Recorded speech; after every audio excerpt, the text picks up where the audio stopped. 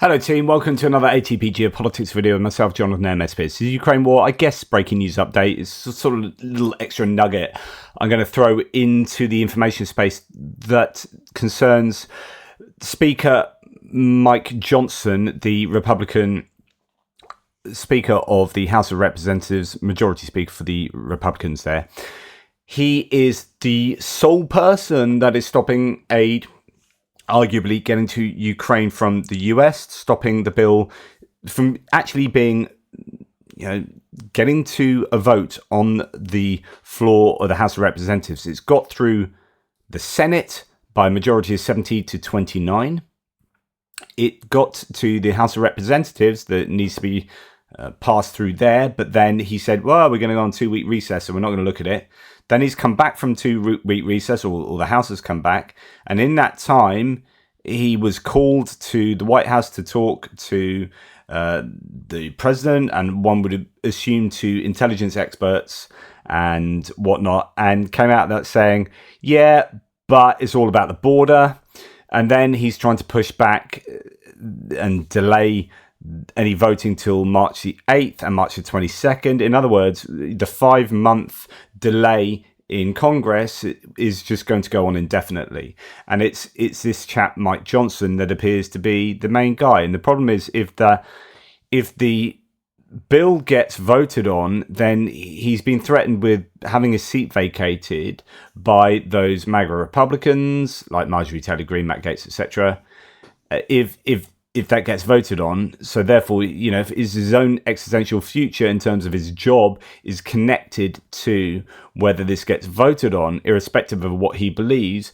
But it's also pressure from Trump. So Trump is saying, we don't want this to go through. It will seem like a success.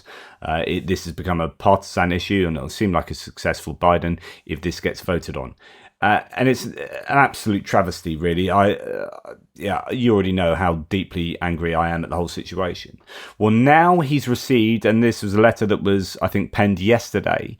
He's received a letter from 23 different international parliaments and organisations, along with the chairman of the European Parliament, Roberta Metsola.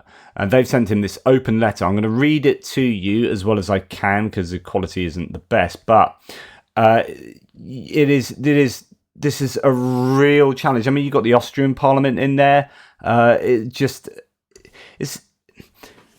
never before, I imagine, has a politician in America that's only a representative, a congressperson, not a senator, not a vice president, not a president, but not to belittle Congress people, but there are, that's the lower house, but he is second in line to the throne.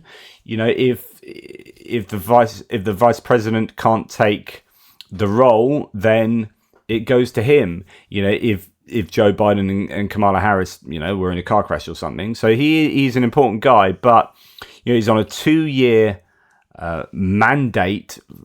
That's a tenure for Congress people, and he's got this amount of power. He can dictate what the US government vote on and what they don't, and he is single-handedly at the moment behind the delay, him and those people I've already mentioned, behind the delay in this bill being voted on in the House of Representatives. So the letter says, Dear Mr. Speaker, in recent days a solemn anniversary loomed large, commemorating the 2-year mark since Russia and its dictatorial regime invaded Ukraine in an unprovoked and unjustified act of aggression. This invasion has obviously endangered not only the independence, sovereignty and territorial integrity of Ukraine, but has also challenged the entire democratic world, jeopardizing the security in the whole European and Euro-Atlantic area. So, in other words, Speaker Mike Johnson, this is freaking serious. Over the past 2 years, the countries that remained committed to our shared values and believe in a world based on rules and respect to the UN Charter have united to help Ukraine and its people in repelling the brutal aggression that is claiming hundreds of lives every day. Our joint assistance has helped to stop the aggressor and liberate a large share of previously occupied territories in Ukraine. We welcome the indispensable and prominent role of the United States in this joint effort. The US has consistently demonstrated strong bipartisan support for Ukraine's victory in its fight against the Russian invasion. We also observed that the Russian invasion of Ukraine has had a significant impact on the development of the security situation in the world. We see that while Iran and North Korea have begun to provide direct military support to Russia, so this is making a point that, hang on, Iran and North Korea are making direct military contributions to the Russian war effort, and yet we in the US are not. What is going on there? What are you doing about this, Johnson? The criminal actions of the Kremlin regime have inspired another dictatorial and undemocratic regimes, become a catalyst for the escalation of old conflicts and put us on the brink of new confrontations. Today, the world is rapidly moving towards the destruction of the sustainable world order. If that's not enough to worry you, let's continue. So we see it as our responsibility and our task to prevent this descent into chaos and impunity, and therefore our countries are committed to further increasing our support to Ukraine and its defence forces, seeing it as a considerable investment in our individual and collective security. The axis of evil must be defeated and all perpetrators brought to justice. This will serve as a significant deterrent to further conflicts and will return a sense of control and security to our peoples. We believe that thanks to your personal leadership, the Congress will demonstrate historic bipartisan unity in support of the collective efforts to assist Ukraine. Therefore, we ask you to take the next step toward adopting a historic decision on HR 815 that will secure US assistance to foreign countries and provide Ukraine with the necessary funds to continue its fight. With faith in our common democratic values, sincerely yours, and then a whole bunch of people.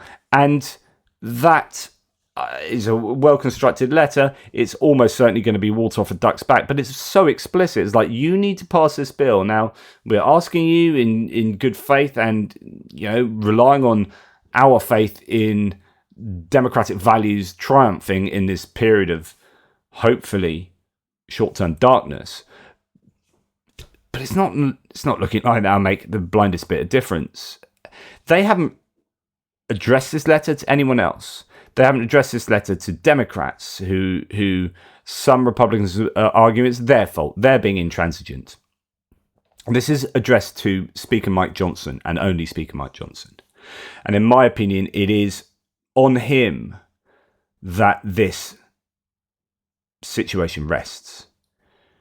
It is, the burden is on his shoulders. And at the moment, it's not looking like he's making any decision that will look good in history. History will look back on these weeks and these months. It will not look kindly on Speaker Mike Johnson. But nonetheless, they have tried and they will continue to try. And all the while, Europe will pick up the slack that America has the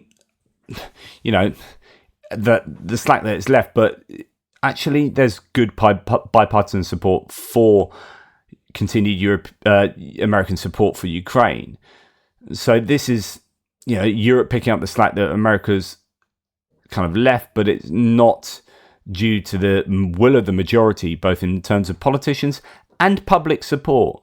This is a really undemocratic situation whereby a minority of people representing people that shout very loudly, or arguably just representing Donald Trump, have an incredibly far-reaching influence on the outcome of American political discourse and mechanisms and institutions. This is really worrying times. Anyway, I just thought I'd share that letter with you. Take care. Speak soon.